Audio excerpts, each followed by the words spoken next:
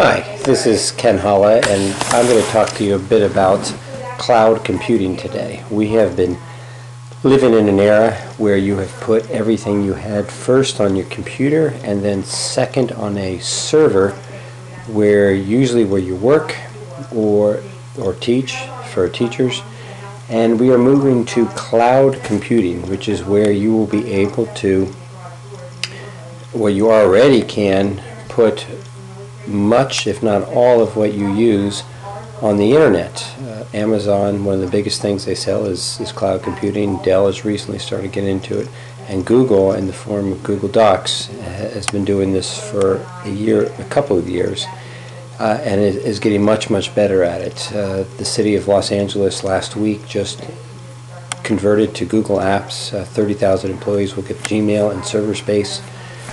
There are many school districts that are going to this and saving thousands of dollars. So very quickly, this is an igoogle page. You can see the address at the top, www.google.com.ig.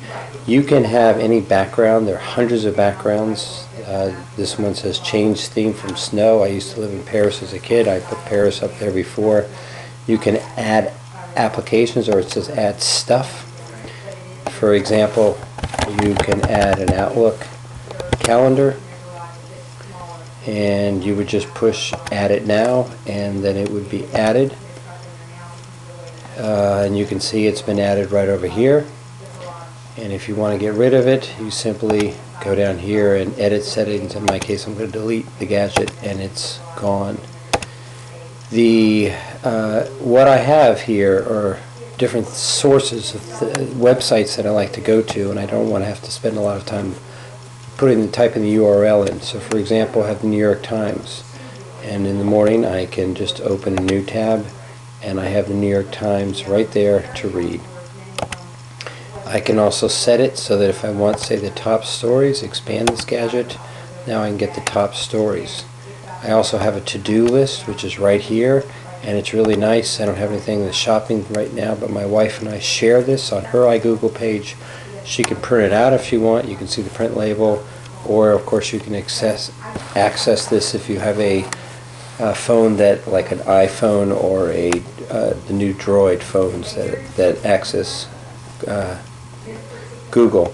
Going down, you have a Google Calendar. I have 3 children. Their things are in purple. My wife's calendar is in red, and mine is in green. What's really nice with this is it syncs to Outlook, and every 10 minutes, you can see I've in the bottom corner I have the Google Calendar.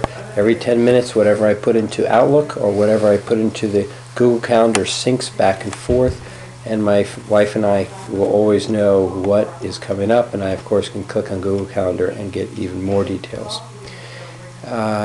The next thing that I think is amazing is delicious.com. This is actually not a Microsoft thing. It's Microsoft, not Google. Google does have its own items, but I can put all my items that I've saved. You can see different websites I've saved, and you can see numbers here. Again, this is delicious.com. If I click on that, all the people who have saved this one CrowdEye Twitter search, I would see what they've saved, and then I can go into each one of them individually and find out new sites that might be useful to me. Also, if I sign in and I haven't, I can then put up things and lock it. So for example, if you have a website that you can't remember your code for, you can lock it, and only you would be able to see it. Again, that's delicious.com. Most people use something like Explorer to save their websites, but the problem there is, of course, it's on your individual computer. I like this one. I put music on so I can play that during the day. Again, the nice thing about this whole igoogle is I can go to any page in any computer in the world and just click in, and that's again what we call cloud computing. I have my Gmail up in the upper right. I have my Hotmail. The last thing here is, and over here on the left, all these links then go into, for example, an RSS feed. This is for Politico.com. I believe I hit, and you can see all the most recent stories and click on them if you want further details. Then I have Google Docs. open it here in a new tab. And when you go there, it is simply amazing. I have my AP Government folder, my US folder, etc. And for example, my Government folder, which is what you're looking at, I have PowerPoints that my students, I give them access to the links and they can see everything. If they miss a day or a week or whatever, they can see it. You can easily embed videos. To create them, you just go to create new. In this case, they don't call it PowerPoint, they call it presentation. If you go to the template, you can get 200 PowerPoint templates and 100 document templates. And then once you're in there, you have the exact same format, more or less, that you would have in Microsoft Word. If you have a Microsoft Word document, you can upload it. If you have a folder on your computer, you can upload it. This is not going to be given to anyone else unless you share it, and you can see the sharing. I can share this folder, for example, or any of the folders, or I can go into, here's something I already have on one of my blogs, and I can just go here to share, and then I can invite people, and then they can edit it. So for example, my students have given me assignments, and I can grade it very easily. They can do collaborative assignments.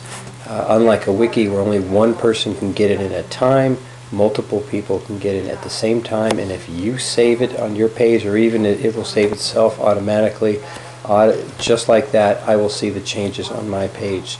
You can have up to 200 people working in Google Docs, one Google document. You can share entire folders or just single documents.